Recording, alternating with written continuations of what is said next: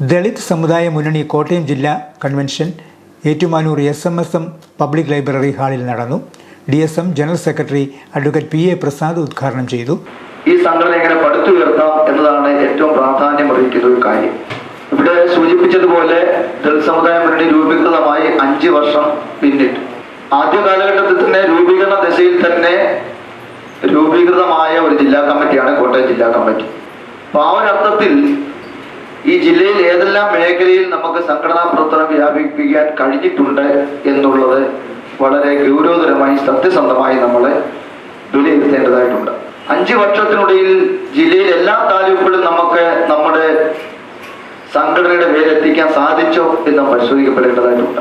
ഏതാണ്ട് കോട്ടയം ജില്ലയിലെ തന്നെ എല്ലാ താലൂക്കുകളിലും സംഘടനാ പ്രവർത്തനം എത്തിക്കാൻ നമുക്ക് കഴിഞ്ഞിട്ടുണ്ടോ എന്നും പരിശോധിക്കപ്പെടണം. കാഞ്ഞിരപ്പള്ളി മീനച്ചിൽ പ്രദേശത്തേക്ക് സംഘടന ഒരുപക്ഷെ അറിയപ്പെടുന്ന ഒരു സംഘടനയായി പോലും മാറ്റിയെടുക്കുവാൻ നമുക്ക് കഴിഞ്ഞിട്ടുണ്ടോ എന്ന് വളരെ ഗൗരവതരമായും സത്യസന്ധമായും പരിശോധിക്കപ്പെടേണ്ടതാണ്. ജില്ലാ പ്രസിഡന്റ് EK വിജയകുമാർ അധ്യക്ഷനായിരുന്നു.